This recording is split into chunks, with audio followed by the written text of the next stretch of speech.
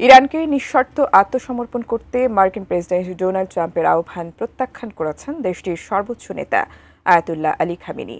চলমান সংঘাতে যুক্তরাষ্ট্র হস্তক্ষেপ করলে তারা অপূরণীয় ক্ষতির শিকার হবে বলেও হুঁশিয়ারি দেন তিনি।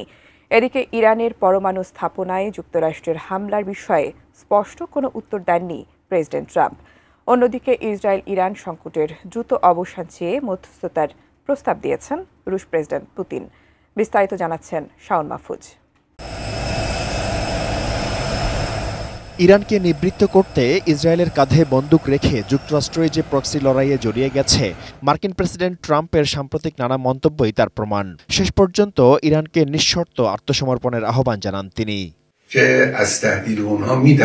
কিন্তু তাতে এক চুলও টলেননি ইরানের সর্বোচ্চ ধর্মীয় নেতা আয়াতুল্লাহ আলী খামেনি।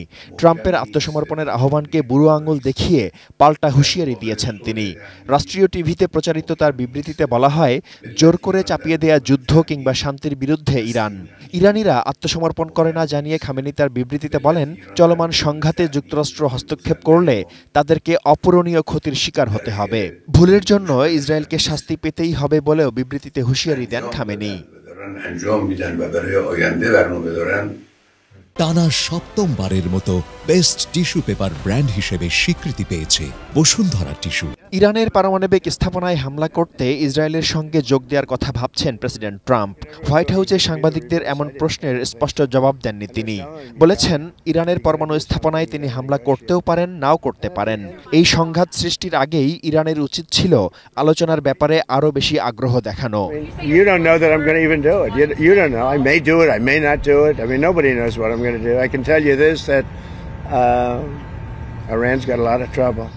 এমন প্রেক্ষাপটে যুক্তরাষ্ট্র ইসরায়েলকে সরাসরি সামরিক সহায়তা দিলে মধ্যপ্রাচ্যের পরিস্থিতি ভয়াবহভাবে অস্থিতিশীল হয়ে উঠবে বলে সতর্ক করেছে রাশিয়া। ইরান ইসরায়েল সংকটের দ্রুত অবসান চেয়ে মধ্যস্থতার প্রস্তাবও দিয়েছেন রুশ প্রেসিডেন্ট ভ্লাদিমির পুতিন। সংযুক্ত আরব আমিরাতের প্রেসিডেন্ট মোহাম্মদ বিন জায়েদ আল নাহিয়ানের সঙ্গে ফোনালাপে এ প্রস্তাব দেন তিনি।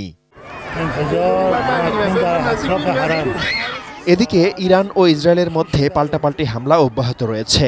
ইরানের দুটি সেন্ট্রিফিউজ উৎপাদন কেন্দ্র এবং তেহরান সহ আশপাশের এলাকার সামরিক স্থাপনায় বিমান হামলা চালাচ্ছে ইসরায়েল। অন্যদিকে ইসরায়েলের বিমান ঘাঁটি লক্ষ্য করে হামলা চালিয়েছে ইরান। প্রথমবারের মতো হাইপারসনিক মিসাইল নিক্ষেপ করেছে দেশটি। পাল্টাপাল্টি হামলায় সামরিক বেসামরিক মিলিয়ে দুই দেশের প্রায় ৬০০ নাগরিক নিহত হয়েছেন। Shaon Mahfuz, desk report, ATN news.